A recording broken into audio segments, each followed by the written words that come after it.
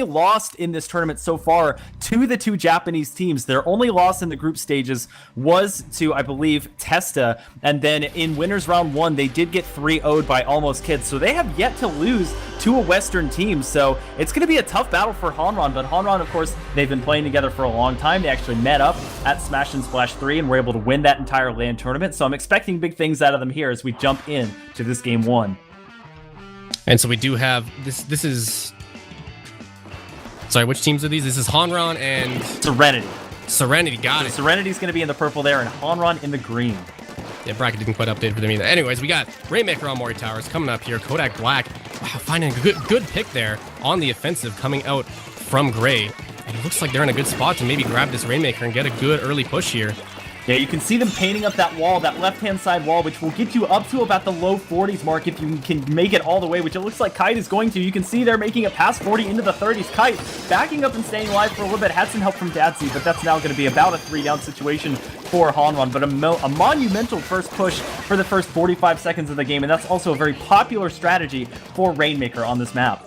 And that's ridiculous. Being able to get down to 37 points in less than a minute is really, really good for the rest of the flow of the game. Now they have the option to just play defensive and actually, you know, just prevent the other team from making their pushes. The thing about getting it just past the ledge, just past that 40-point mark, is that even if the enemy team does actually make it up the ledge here, which they're going for right now, by the way, even if they do actually make it up there, you still have a lot of room to work with on the defense in order to stop them from taking the lead there. This is looking very good for Serenity, though. They make it up the wall. They actually forced a 3-down situation, and now that's going to be the lead. Only one member they're contesting. It is Johnny. He's going to pick up 2 huge kills before going down, but that's going to stop the Rainmaker a little too short. That's going to be the lead game here for Serenity, and a major push as Zero is still alive, waiting for the members of Hanran to challenge him. Could not find the shots, though, unfortunately, so it looks like that's going to be a counter push coming in for Hanran.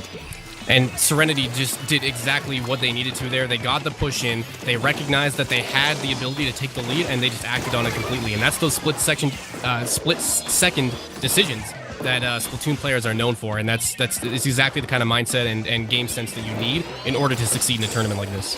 Kite, unfortunately, was not entirely behind that splash wall, so Ryanator able to get the kill, still benefiting from that ink armor. It looks like Hanran was going to try going up the wall again, because if it works once, why wouldn't it work a second time? But they were able to get the kill before they made it up that wall. Serenity now with a counter push, and this wall play is really what's becoming the meta here, essentially, for Moray Towers. Ryanator does have a path to go through, only the Charger to block his shot, but he's going to get the kill, and that's going to be back to the drawing board, unfortunately, for Serenity, who, granted, does have a major amount of map control.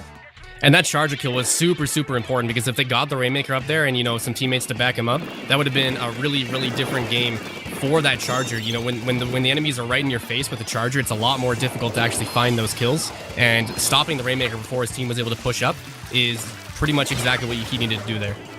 That was a good attempt there, actually, by Hanran. They were focusing down the other members that were alive besides the Rainmaker, but in the meantime, they went 3 down. It was only through R2's good grace that the Rainmaker was able to be stopped, and not for just one time, but now a second time, R2's been able to stop the Rainmaker. Now trying to challenge Kite on this Charger, not able to get the splash ball up in time, so he's going to have to go back. And Dadsy going to get the great kill with the Inkjet there. Of course, we talked about the Inkjet, how it's such a high skill ceiling special, but if you can get major kills like that, that's 2 for Dadsy there, and that's going to be a huge momentum changer as Hanran attempts to regain the lead.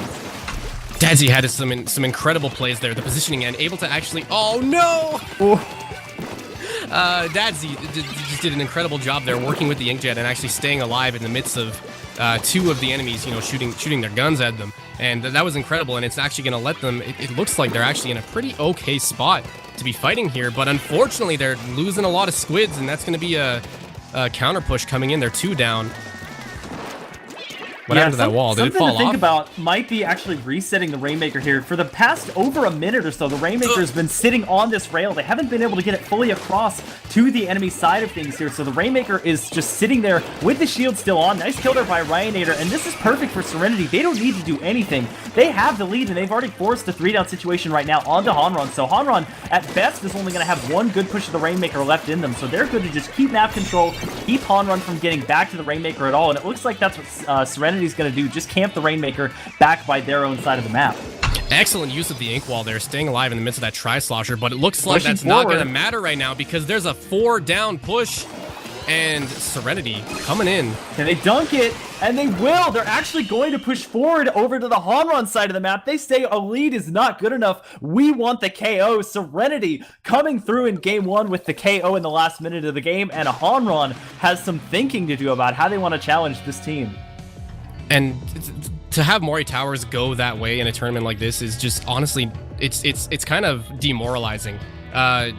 Something that we're going to see from these teams though is that, you know, their spirit's high and they're not going to let one game take them down like that. And coming up on the next map here, we do have, I'm trying to take a look, Inkblot Art Academy Splat Zones.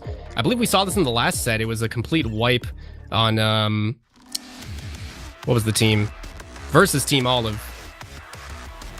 I believe they're running the same Set map to Destroy list X in winners quarterfinals as they are in losers round 1. So we're going to be seeing a lot of the same map mode combinations here. But like you said, that's so rare to see an actual knockout on Mori Towers. That's such a relatively long map in terms of getting the objective to the pedestal that you often don't see knockouts. But it should be a lot more different, I believe, on Splat Zone's Inkblot Art Academy if they can stop the enemy team from getting to the zone. It should be pretty easy for them, but both of these teams are very talented. I definitely envision the zone going back and forth, especially with penalties being given to each team. It's not like you can just keep pushing the Rainmaker forward and get a huge amount of points in a very short amount of time. It's going to be much more measured. Teams are going to have to be much more patient, get those 2 or 3 down situations before painting the zone and locking things down. But with weapons like the Tenatech, like the Tri-Slosher, you're definitely going to see those more aggressive players pushing forward and trying to keep the enemy team from even leaving their court area to get to the middle point of the map. Exactly. This map is similar to Starfish main stage. It's all about holding the map control. The Sloshers and the Blasters are huge key weapons in order to actually attack people from the low ground, because that's what they excel at. And holding the map control is going to be huge. You're going to have a lot of people on the flank trying to get that paint off. We might see some of the more long-range weapons like Squelchers, Rapid Blasters, maybe even Firefin Splatter Scope that we've been seeing from a lot of teams recently, trying to hold up that middle box area, which is in Splat Zones, unlike the other modes. And yeah, we do see the double Tri-Slosher and the Rapid Blaster comp coming up from Serenity. And we're going to see how they can put that into action. Interesting to note, Hanran taking their chances with a no Ink Armor comp going up against Serenity, which is going to have 2 with 2 Tri-Sloshers, but 1 Tri-Slosher going down immediately along with the Tenatech, so that's pretty darn good for Hanran, who's able to push forward here. 3 players down. Dottie's going to get basically located by the Ink Mine. A new feature here, the Ink Mine does now locate the enemy player that triggers it, and now it's going to be Serenity that has to come back here. Nice shot by Kite, who, once your team has the middle point of the zone here, a sniper can just lock down this area and have vision of the entire map. And this is exactly what I talked about. They want to get control of that middle, and they want to defend their long-range weapon who can stand up on those boxes, and they're going to use the rest of their weapons in order to actually attack that high ground. And it looks like the response coming up from Hanran right now. They've got the specials flying off. This is what they're looking for. The flank, Johnny able to secure that one down, but the Tri-Slosher are going to be too powerful for them, and they're going to be, it's a stalemate in the middle right now. Serenity looking to take back control. But no, they're not letting it. Kite was absolutely having a field day there. He was getting snipe after snipe, and then not only that, but helping to keep the objective painted with that suction bomb rush. But finally, the Tri-Slosher was able to take him out. Dadsy now sitting in the zone, and that's what a lot of Tenatechs have to do. They have to be that on-the-ground close-up weapon, but he died on the zone. That's going to help the enemy team paint that zone. 2 down now for the members of Serenity, so this is a chance for Hanran, who also goes 2 now. Whoa! Down for Serenity. Gray, one of the last ones alive, is going to pop that bomb rush, so that will help them keep the zone and avoid a penalty as they try and get to the 43 mark, but still plenty of time to get back. Gray trying to back up. He has that long-range rapid blaster. This is so important. Can you get it? The health. And he healed just enough health to survive that direct. Oh, that was crazy. Dadsy, wow, definitely did a good job taking out that rapid blaster. That was super huge, and he actually follows it up with a 2-piece. Look at him go. They were able to secure control of here before Team Serenity was able to take back the lead there. 61 points down to 44 now. Nice inkjet usage there by Dadsy. That's helping to lock the members of Serenity in their spawn while Hanran starts to work through a penalty here. A nice splash ball coming up as well. That's a nice thing that the Firefin can do is help lock down an objective without really taking any incoming fire. But Lionator using that Ink Armor to help get a kill there. He's going to go down there from behind, but it is 3 down now for Hanran. So Serenity going to be able to get the zone back and work through their own penalty of about 30 and give the penalty over to Hanran. So this should give them some time on the objective. There's still plenty of time left in the actual match, but like we predicted, it's definitely going back and forth. It's going to take a long time for a KO to happen, if one happens at all. And Hanran dropping a lot of players right now. Serenity doing a really good job pushing in with these Ink Jets. Kite actually shutting down said Ink Jet, and now they're on the offensive. There's 2 down on the side of Serenity. This is what they need. This is their chance to push back in before they get too many points. They're gonna get the lead though, it looks like. Oh, 1 point away. Getting so close. They're Kite trying to pop the suction bomb rush to keep things painted in their favor. They're trying to get the zone back from Serenity. Nice snipe on the Gray is going to help facilitate that. Was looking for the fruit, but is not going to find it. 2 down on both sides. Johnny basically just taking precedence up on this top area using the nice jumping ability of the Octobrush, and no. Doing Octobrush things, but unfortunately, Serenity not having those Octobrush things, able to take that out. They're securing their lead here. It was down to just 1 point before, but now they've actually made it clear that no, this is our game right now. And that's huge. Serenity doesn't have a penalty to work through. They're now at the 21 mark. The zone currently being contested. Only 1 down here for Serenity for each team, actually. So now Serenity trying to pull off a flank onto Kite, who they know has been a thorn in their side the entire game. 2 members are going to go down. So this is the perfect 2v2 opportunity right now to continue forward. But now they have a huge penalty to work through. And just the all-out aggression that we've seen from Serenity, able to push up onto the platform of Hanran and just able to stop them from getting the push in. That's what we've seen to let them keep the lead so far and you know, actually like accelerate their map control and their momentum here. This is what we've seen them be good at. And now there's 3 down on Hanran. 13 points left on the penalty, only 50 seconds in the match. Another one going down. It looks like this might be game. Yeah, as we predicted here, the double Ink Armor and Tri-Slasher comp here for Serenity coming in huge as they don't have a penalty to work through, working their way into single digits. They're basically spawn camping. Double kill there for Zero, looking for the triple there. He's not going to find it, but the teammate will gets the delayed triple to end the game, and that's the spawn camping that Serenity wanted this entire time. Serenity able to shut down Hanran in a knockout, although it looked close for a good amount of that game. They'll go up 2-0. And that was a knockout. That was not the timer running out. That was a knockout. So they did a really, really good job dealing with the countless penalties that they've been handed to actually take the lead. They were down earlier in the game, but they actually took back the lead and were able to get the knockout in the end, which is really, really impressive. They had such a good spawn camp at the end, staying up on their platform and preventing them from getting back to the middle of the map. So it is going to be a 2-0 lead for Serenity. This is a best of 5. So now Hanran has to reverse sweep to be able to continue on in this tournament. If they lose, they are out. The winner of this game will be advancing on to Losers Round 2. We do have a couple of matches already completed in Losers Round 1. No Fear taking out Extinction 3-1, and In Control Yami defeating Speedruns Live 3-1. They are currently awaiting their next match. But we move on now to game number 3, where Hanran hopes to make their last stand, Tower Control on Sturgeon Shipyard. I'd like to point out that the winner of this match here, the winner of this set, if Serenity is able to take this last win here, will be going up against Deep Blues, who dropped down from the winner's bracket versus, let me check here, versus Extermination. Extermination was able to take out Deep Blues 3-0. And, of course, the other winner's match that we saw, Team Olive versus Set to Destroy. Team Olive taking out 3-0 by Set to Destroy. And we have the other matches going on in the winner's bracket right now. Testa and Synergy currently 1-1. Almost Kids versus Silver Sanction Saikai currently 1-2.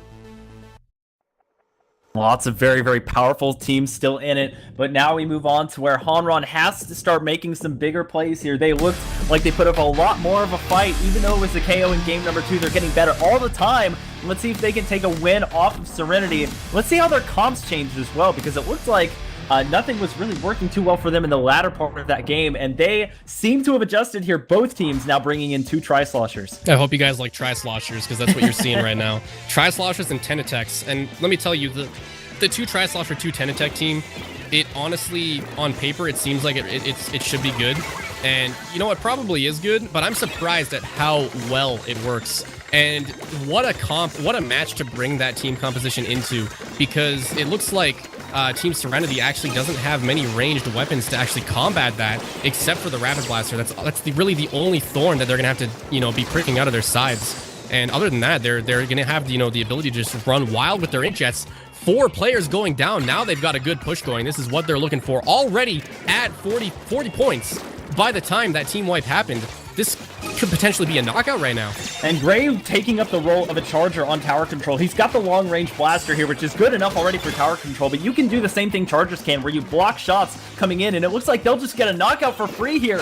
Not anywhere near the tower is Hanran, as they're continuously sent back to spawn, and Serenity, in an emphatic effort, will defeat Hanran 3-0, and they will move on to losers round 2 to take on Deep Blues. Not a single point on the board for Hanran, which is just extremely unfortunate. Serenity did just such a good job rolling with the momentum that they had, and they did not let Hanran get a single advantage there, and they were able to push it all the way to the knockout with some really well-coordinated play. That is an emphatic win for Serenity, who faced a very tough competition in Hanran, a team that's played together a good amount over the past several months, and now they face an even tougher challenge in the next round as they move on to Deep Blues. Of course, we just have one match remaining in the losers round 1. It is Kairos and Krem